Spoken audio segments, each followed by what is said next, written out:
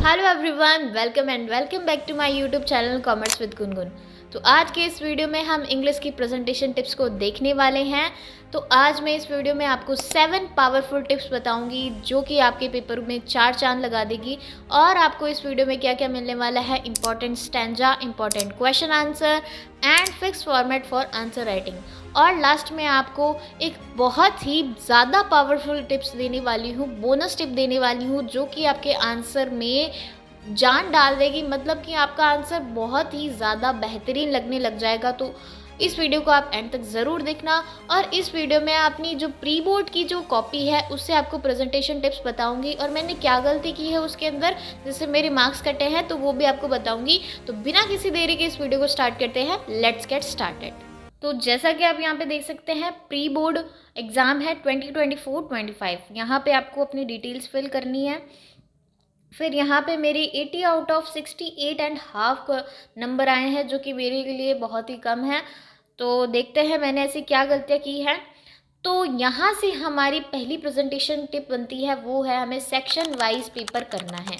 ना पहले बी करना है ना सी करना है। इससे क्या होगा, अगर मान लो कि जो एग्जामिनर है वो फ्रस्ट्रेटेड हुआ होगा या परेशान हुआ होगा तो उसको पेपर पलटना पड़ेगा। पहले सेक्शन बी में जाएगा फिर सेक्शन डी में जाएगा। तो इससे क्या होगा, वो परेशान होगा। तो हमें एग्जामिनर को बिल्कुल भी परेशान नहीं करना है, हमें प्रॉपर सेक्शन वाइज पेपर करना है। अगर आपको कोई क्वेश्चन नहीं आता है तो आप उसकी जगह छोड़कर आगे बढ़ सकते हैं।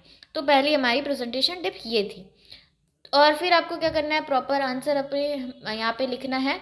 और यहाँ पे ये पैसेज के आंसर लिखे हुए हैं जिसमें मैंने सेकंड हमारी प्रेजेंटेशन टिप्स यहाँ पे क्या है, अंडरलाइन द कीवर्ड्स। जो भी कीवर्ड्स इसके अंदर आपको लग रहे हैं कि ये मतलब मेन है तो आपको उसको अंडरलाइन कर देना है, ताकि एग्जामिनर क्या करेगा, उस कीवर्ड को देखते समझ जाएगा कि हाँ इस क्वेश्चन का आंसर यहीं पर है, यहीं पर है। तो ये ज़्यादा आसान होगा और वो आपका पूरा आंसर पढ़ेगा भी नहीं।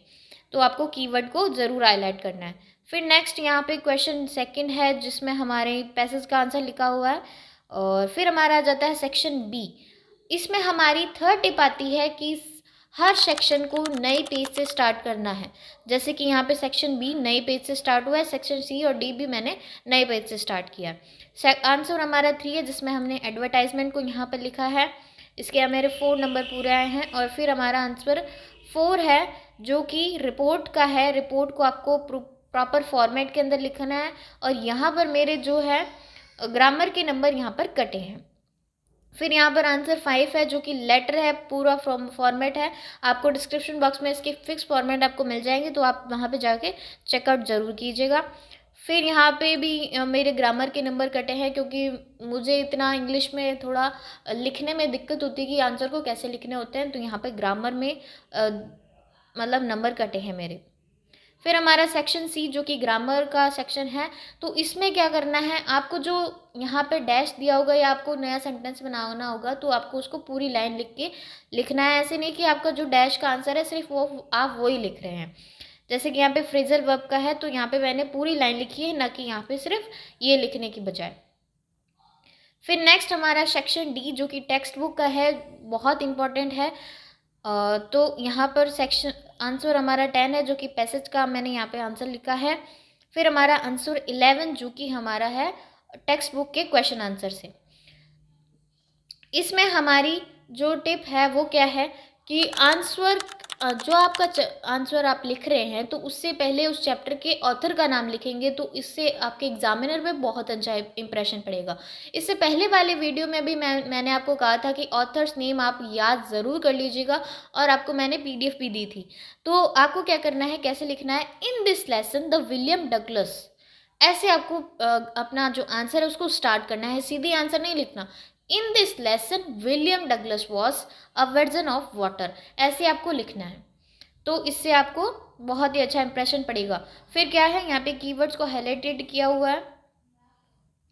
फिर हमारी क्या प्रेजेंटेशन टिप है कि जो आपका क्वेश्चन जहाँ पर आपका ख़त्म हो जाता है तो आपको 2 लाइन्स का मार्जिन यहाँ पे छोड़ना है ताकि आपकी जो कॉपी है वो नीट एंड क्लीन रखे। और आप ये मेक श्योर करें कि आप अपनी राइटिंग को नीट एंड क्लीन रखें और स्पेस देकर लिखें, थोड़ा खुला खुला लिखें ताकि आपका आंसर बड़ा भी दिखे और आपका नीट भी दिखे। आप ब्लैक और ब्लू पेन का भी यूज़ यहाँ पे कर सकते हैं, जैसे कि मैंने यहाँ पे ब्लैक पेन से तो आंसर लिखा है, आंसर 12 ऐसे लिखा है हेडिंग लगा के, और यहाँ पे ब्लू पेन से मैंने अपना पूरा आंसर लिखा है। तो ये आपको यहाँ पे ऐसे करना है। देखो मैंने सारे आंसरों में लिख रखा है ऑथर्स का नाम, जैसे this lesson Indigo written by Louis Fischer said that. यहाँ पे मेरे थोड़े स्पेलिंग मिस्टेक है जो मैंने बाद में अपने बोर्ड एग्ज़ाम के पहले सुधार लिए थे, तो इससे मेरे 95 आउट ऑफ 100 स्कोर किया था।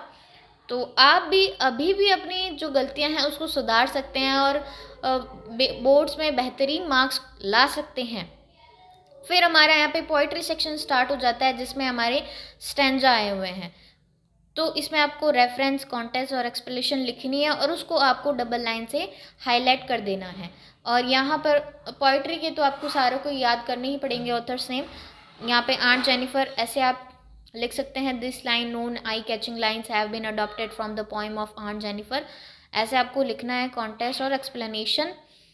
फिर नेक्स्ट हम बात करते हैं पोइट्री के क्वेश्चन आंसर की। पोइट्री के क्वेश्चन आंसर की अब यहाँ पर पोइट्री के क्वेश्चन आंसर में आपको कैसे क्वेश्चन को स्टार्ट करना है। चैप्टर के क्वेश्चन आंसर को तो हमें ऑथर के नेम से स्टार्ट करना है। पोइट्री के क्या करना है, आपको पहले पोइम का नाम लिखना है। पोइम का नाम हमें पेपर में, क्वेश्चन पेपर में भी दे रखा होता है, तो पोइम का नाम लिखना है। जैसे यहाँ पे लिखा है माई मदर एट 66, और फिर पोइट का नाम लिखा है कमला दास, ऐसे आपने लिखा।